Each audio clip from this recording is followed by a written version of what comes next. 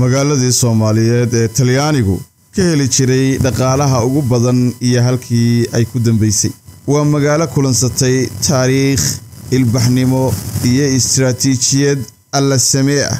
Xaafuun waa magaalo jasiira oo ka ah oo leh ilbaxnimo gaarsiisan qarni iyo xadaarad ganacsi oo mar ahayd xarunta isku xirta ganacsiga Afrikada Galbeed, Bari, Koonfureed iyo dalalka Aasiya ilaa Yurub sida ay taariikhdu xusayso. magaaladani waa halka ugu dambaysa jihada bari ee adduunka iyo halka iftiinka qorraxdu ugu soo horbaxdo qaaradda Afrika. ma jirto magaalo ku taala qaaradda oo dhul iyo bad ka dambaysa ama ka cirifaysa. magaaladani marka la degay si rasmi ah looma yaqaan, waxaase soo maamulay boqortooyooyin dunida marka taliyay sida tii Persia, tii Giriiga, Cusmaaniyiintii Turkiga.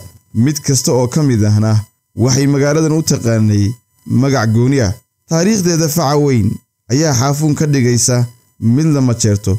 mar kalena sanacadaalihii gumaysidoonka ahaa ee reer Yurub waxa ay ku hardameen oo ay ku dagaalameen, waxaana dagaal ku dhaxmaray Xaafuun. marka aad magaca Xaafuun ama magaaladani maqasho, waxa kugu soo dhacaya warshad cusbo. cirifka bari ee magaalada haddii aad masaafo dhanka dhulka u socdaasho fogaandhan 28 kilomitir, waxa indhahagu qabanayaan bannaan siman oo tuurar cadcad leh. haddiise aad dul tagto oo wax yar oo ka mid ah aad dhadhamisay waxa uu kugu dhadhamayaa dhanaan.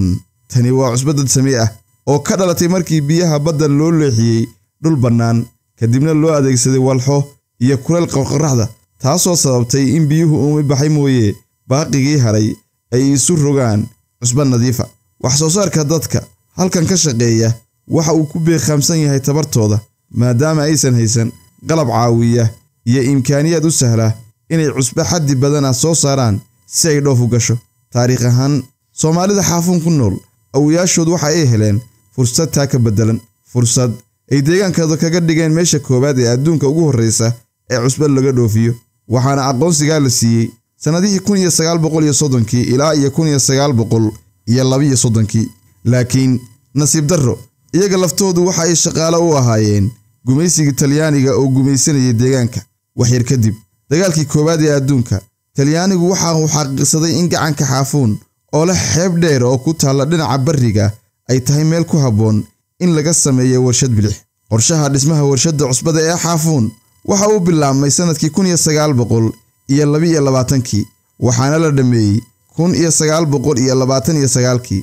maalgelinta mashruucani waxa iska kaashaday dawladihii faashistiga ah ee Talyaaniga iyo Jabaan. ilaa 5,000 oo shaqaale ayaa subaxdii u shaqo tagi jirtay warshadan, kuwaas oo u qaybsan dadka deegaanka iyo kuwa laga keenay wadamada Afrika ee Talyaanigu xilliga gumaysanayay. maadaama halkan xudun u noqotay wax soo saar leh ahmiyad weyn, Talyaanigu waxa uu dhisay waddo xiriirisa badda iyo Xaafuun amase badda iyo xarunta warshadda oo qiyaastii dhowr kiiloomitir u dhaxayaan si cusbada warshadu soo saarto uu ugu dhoofiyo caalamka si joogto ah. tiirar shub ah ayaa laga qotomiyay gudaha badda, kadibna waxaa lagu xiray xargab bir ah oo waaweyn, kuwaas oo ay ku xirnaayeen wiishash warshadda ka soo qaada cusbada, dabeedna gaarsiiya maraakiibta taagan gunta badda. ilaa 5 markab oo nooca xamuulka qaada xilligoodina ahaa kuwa ugu waaweyn ayaa maalintii cusbo ka qaadi jiray magaalada Xaafuun. sanadkii 1934 warshadda cusbada ee Xaafuun waxay soo saartay in ka badan 200,000 metrik tan oo milix ah, kuwaas oo intooda badan loo dhoofiyay Hindiya, Bariga Fog, Aasiya iyo Yurub. sida taariikhdu xusayso, 1942 dagaalkii labaad ee dunida, Xaafuun waxay wajahday loolan diriireed oo u dhaxeeya Ingiriiska iyo Talyaaniga, markaas oo Ingiriisku weeraray Talyaaniga. dagaal dhanka cirka iyo badda ah ayaa ka dhacay magaalada, kaas oo aakhirkii suura geliyay in gacanta Ingiriiska ay ku dhacdo magaalada Xaafuun.